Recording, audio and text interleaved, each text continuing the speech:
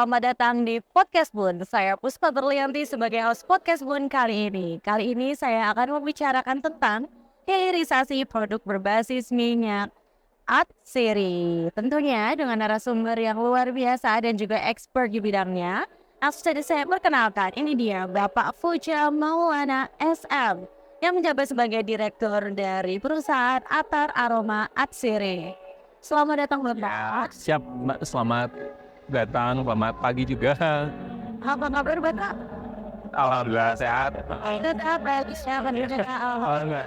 Di sini di Bunek ini luar biasa. Saya setuju banget, Bunda sini benar-benar hebatnya luar biasa dan bergengsi ya Pak ya. Saya juga ingin mengucapkan terima kasih bahwa Bapak sudah menyempatkan waktunya untuk hadir di podcast Bun, dan juga saya juga merasa terhormat nih Pak, kita bisa berbicara tentang hal yang bagus. Bapak, ada beberapa pertanyaan nih Pak yang sudah saya siapkan untuk bincang-bincang kita pada podcast kali ini. Bapak, perusahaan Bapak itu bergerak di bidang apa sih? Nah, sebenarnya saya sampaikan ya, perkenalan dari perusahaan yang kami miliki. Perusahaannya adalah Qatar Aroma Atsiri. Qatar Aroma Atsiri ini adalah perusahaan yang bergerak di industri minyak atsiri.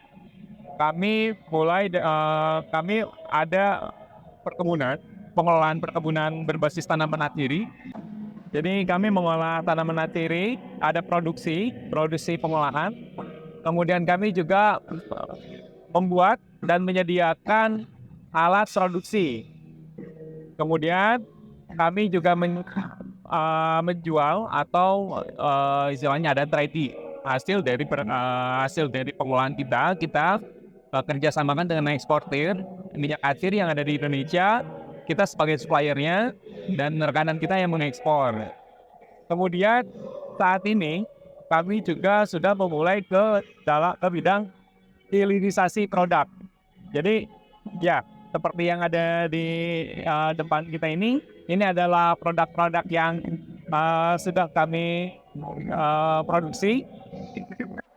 Ya, berbasis yang asli dipesan. Para penontonnya podcast asal produk turunannya. Nah, sebetulnya memang karena kami dari fokus kami adalah minyak atsiri ya. Jadi produk-produk yang kami hasilkan pun memang berbasis minyak atsiri gitu. Nah, ini adalah essential oil aromaterapi yang kita branding dengan namanya Ataroma Essential Oil. Tagline kami adalah natural luxury karena kami pastikan bahan baku dari produk kami ini adalah yang memang langsung dari pertaniannya, langsung dari perkebunannya yang kami miliki gitu. Jadi bisa dipastikan bahan bakunya pun memang yang kami miliki, kami produksi sendiri gitu. Kemudian kualitasnya itu bisa terjamin. Kemudian Bapak tuh jadi sebenarnya apa gitu Pak? ya, jadi ini adalah produk herbal, Pak. Produk herbal ini berbahan bakunya memang ada, salah satunya adalah ekstrak pala. Nah, ekstrak pala ini sangat efektif sebetulnya. Ada sebagai zat istilahnya apa ya, untuk menegangkan urat saraf, kemudian menenangkan, ada efek sedatif dari pala ini. Capek. Nah, gitu, saya sini bisa susah tidur, kemudian kita ramu dengan beberapa bahan lain. Nah, di sini ada kumis kucing, ada alpukat juga, dan kita ekstrak, dan hasilnya ini kita kemas menjadi sebuah kapsul yang khasiatnya adalah untuk menurunkan darah tinggi. Jadi ini obat herbal untuk darah tinggi. Cadatin adalah kapsul darah tinggi. Jadi untuk menurunkan darah tinggi. Nah, ini cocok untuk teman-teman atau yang mempunyai bapak ibunya atau ini yang ada bawaan hipertensi. Ini bisa juga digunakan untuk menurunkan. Nah, ini base-nya herbal, jadi sangat aman digunakan untuk menurunkan kadar darah tingginya gitu. Seperti itu. Kira-kira nih Pak, produk-produk yang Bapak bawa ini dan produk-produk yang Bapak ini kan nggak semuanya dibawa ya? Ya, betul. Atau ada beberapa produk yang di luar Esben ini? Ya. Apa sih Pak yang membedakan dengan produk lain? Siap. Jadi gini Mbak, kami itu kan menyediakan alat pengolahan sendiri. Kami membuat alat pengolahan sendiri. Nah, ada dua jenis. Ada yang destilasi dan ada yang ekstraksi. Nah, untuk produk-produk yang memang tadi yang ini yang seperti cadapin, kemudian ada ini inhaler aromaterapi atau inhaler juga untuk apa namanya flu dan batuk. Jadi hangat ya? Ya, ini herbal. Ini herbal. Nah, bahan bakunya yang kami proses itu menggunakan metode ekstraksi. Metode ekstraksi SCFE atau Super Critical Fluid Extraction menggunakan CO2. Nah, perbedaannya dengan alat produksi yang lain, ekstraksi yang lain adalah alat produksi kami itu tidak menggunakan panas, tidak menggunakan air. Jadi dibilangnya tuh ekstraksi dingin lah. Nah, dengan ekstraksi ini, zat aktif yang terkandung di dalam bahannya itu tidak banyak yang hilang atau tidak lepas sehingga kemurniannya, kualitasnya akan jauh lebih bagus, lebih baik dari metode ekstraksi yang lain. Makanya dengan dibuat produk hilirisasi seperti ini, diharapkan produk ini sangat bermanfaat dan bisa efektif untuk kesehatan lah. Karena fokus kami untuk produk-produk ini sebagai produk kesehatan. Mungkin nanti saya bukainnya ya, bisa dicoba. Saya penasaran. Ya, oke, saya bukain. Jadi bahan-bahannya itu setelah diolah itu tidak tidak berkurang, khasiatnya cukup banyak ya. Betul. Enak Kak? Ini kayak wangi apa ya? Peppermint, ada mintnya, ada mint, kemudian ada dari palanya juga. Ya Pak, enak kok Pak. Ini lebih soft. Kemudian juga ketika kita hirup nih, yang batuk nih, atau yang flu, itu akan merasa lega, plong. Kemudian itu juga karena ada efek sedatifnya, orang tuh akan lebih rileks, lebih tenang. Tapi ini biasanya kan ada ya Pak ya, yang kita irit itu nyegrek atau terlalu patah ya kan. Tapi ini setelah saya cium malah kayak Soft. enak, itu safe banget gitu. Iya ini betul, ini minyak tuh kerasa banget, cuman yang nggak nyegrek. Rekomendasi sih. Ini bisa dibelinya di mana Pak? Ada di toko, kita ada online offline sih betul. Ada online dan offline. Ya, online-nya ada di marketplace itu, ada Tokopedia, ada Shopee gitu. Ada TikTok juga. Metode ini ya tadi ya, memang ketika dicoba ini akan lebih soft. Nah ini bestseller juga nih di acara pameran Bunex nih, bestseller banget. Produk kita banyak laris. Ini produk bestseller nih di Bunex ini. Tapi worth it sih, ini worth it nih. Pendengar podcast gue harus cobain. Karena dijual di online juga jadi gampang didapatkan. Gitu. Wow. Keunggulannya itu, jadi produk yang kami buat itu menggunakan teknologi baru, ekstraksi, tidak menggunakan panas dan tidak menggunakan air. Jadi kemurniannya sangat terjaga, kualitasnya bagus. Jadi ketika dibuat menjadi produk hilirisasi, baik obat herbal ataupun untuk kecantikan misalkan, nanti kita juga ada produk, nanti ada produk kecantikan akan punya kecantikannya untuk skincare-nya atau body care-nya itu juga akan sangat lebih efektif dan tentunya aman karena bahan bakunya herbal. Kita olah sendiri, kemudian dari perkebunan kita sendiri gitu. Jadi sangat aman dan jamin secara kualitasnya dari sampai hulunya gitu, aman, insya Allah aman gitu. Jadi yang membedakannya itu banyak ya, dari faktor pengolahannya itu dari faktor bahan bakunya semuanya itu dikelola oleh aroma sendiri. Ya, aroma sendiri gitu. Jadi sudah pasti ini worth it loh. Aku suka banget sih Pak. Baru pernah nyobain. Jadi silakan. Makasih lah ya. Soalnya biasanya aku emang nggak tipikal yang bawa kayak gitu. Karena menurut tuh terlalu atas gitu loh ya kan. Tapi aku malah kayak Ternyata emang soft banget. Tahu banget. Wanginya enak, ada mint-mintnya, ada palanya juga tadi ya Pak, ada dari palanya juga. Bapak, menurut Bapak tuh event Bonex itu bagaimana sih? Nah, ya, ini sangat luar biasa ya. Ini tahun kedua kami mengikuti Bonex. Tahun kedua, Tahun kedua. Luar Tahun pertama biasa. kita ikut, jadi kita memang tahun pertama itu tidak menjadi sebagai kami sebagai invitation terkait dengan kita mempunyai konsep. Ya. Waktu Bonex kemarin kan temanya adalah bioindustri perkebunan berbasis bioindustri. Perkebunan berbasis bioindustri. Nah, kami di Bonex tahun lalu membawa konsep adalah Serewangi yang memang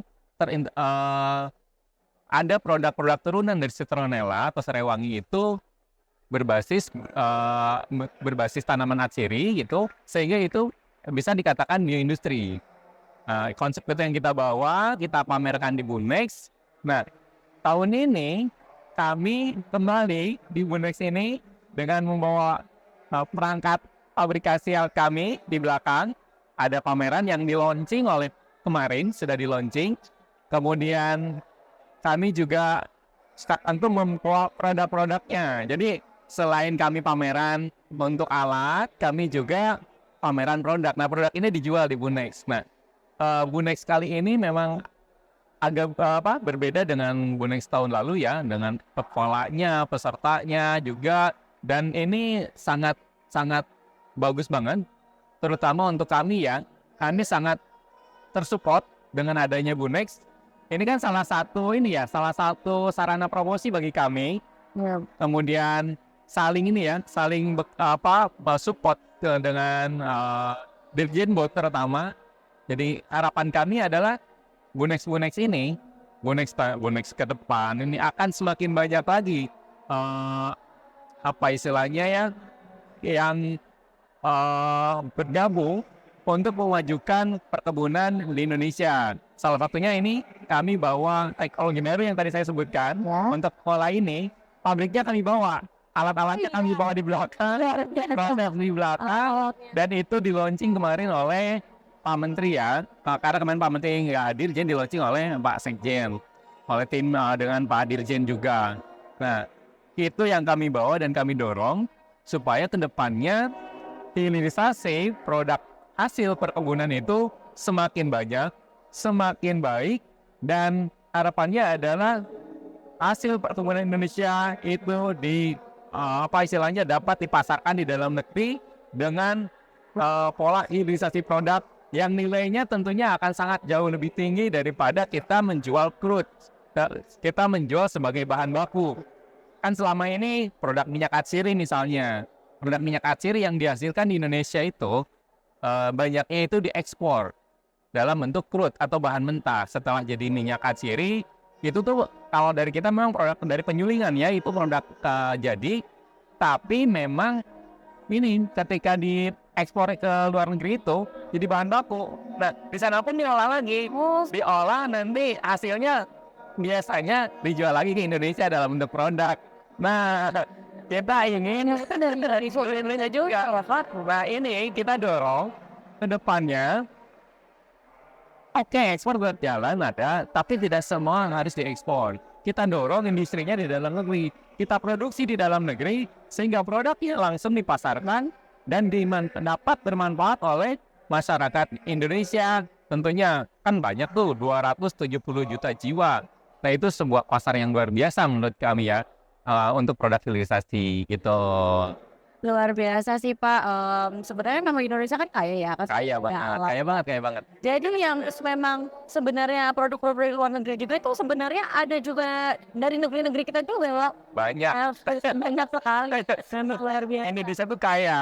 Tadi bahan baku alamnya sangat melimpah. Semua ada di Indonesia. Seperti lagunya God Bless tuh. Indonesia tuh apa aja bisa tumbuh kan, ditanam itu aja. Iya. Pokoknya Indonesia tuh luar biasa. Dan harusnya sumber daya alam Indonesia yang ada di Indonesia ini dapat dimanfaatkan dan dapat bermanfaat untuk masyarakat Indonesia. Ya, contohnya tadi kita hilirisasi produk hasil perkebunan. Luar biasa sekali. Bapak, kalau untuk harapan ini kan Bapak sudah ikut Bunex ya, dari awal sampai juga ini Bunex yang kedua Bapak hadir lagi. Kalau untuk harapan Bunex di 2024 selanjutnya itu seperti apa ya Pak? Iya. Oke, Bonex itu sangat luar biasa dari tahun ke tahun ada apa istilahnya peningkatannya terasa ya. Kembangannya terlihat Ya, terasa banget mendorong UMKM di bidang perkebunan supaya bisa lebih maju. Membuka stand-stand yang di mana ini sebagai sarana promosi. Kemudian juga sekarang tuh ada job fair, ada klinik perkebunan, ada tambahan-tambahan lagi yang memang semua orang tuh yang interest terhadap perkebunan ini bisa semuanya ada di sini gitu. Semuanya ada di sini dan untuk tahun 2004 semoga bisa ada yang baru-baru lagi yang dimana bisa istilahnya lebih banyak lagi mengundang inventor-inventor terkait produk mesin-mesin yang memang sangat bermanfaat dipakai untuk produksi produk hasil perkebunan. Karena yang kami ketahui di luar sana tuh banyak inventor-inventor yang menciptakan alat-alat produksi. Itu juga kedepannya mungkin bisa nambah lagi undang-undang untuk bisa ikut bergabung di Bunex. Kemudian peneliti-peneliti perkebunannya juga bisa diundang lagi, ya lebih ini lagi. Sehingga nanti diharapkannya dengan kolaborasi semua pihak, baik dari pemerintah, peneliti, pelaku usaha, itu akan lebih sinergis untuk membangun perkebunan Indonesia gitu. luar biasa sih Pak harapannya, saya setuju. Saya yakin Bunex di tahun depan pasti akan lebih banyak lagi stakeholders, baik dari setara UMKM sampai dengan setara perusahaan besar itu pasti bergabung di Bunex 2024. Karena setiap kita datang Bunex pasti relasi bertambah, perorangan, antar perusahaan itu pasti bertambah sebenarnya. Sedikit aja pengalaman kami aja kemarin, ada ada yang memang dari Cirebon langsung itu datang ke sini untuk sengaja ingin melihat pabrik gitu ya, dan mereka sangat interest banget, bahkan ada yang mau jadi investor lah apalah, itu luar biasa pokoknya. Ini sangat membuka relasi dan peluang baru ya. Betul, Bunex ini luar biasa weh. Baik, saya juga setuju sekali. Terima kasih Bapak atas pemaparannya, informasi dan insight-nya. Sudah terasa nih kita sudah di penghujung waktu di podcast kali ini. Saya ingin mengucapkan terima kasih juga kepada semua pendengar podcast Bun. Jangan lupa kalau mau tahu informasi mengenai perkebunan bisa langsung saja didengar podcast Bun di YouTube. Saya Puspa Berlianting, host podcast Bun kali ini. Pamit undur diri, sampai jumpa. Ya, terima kasih.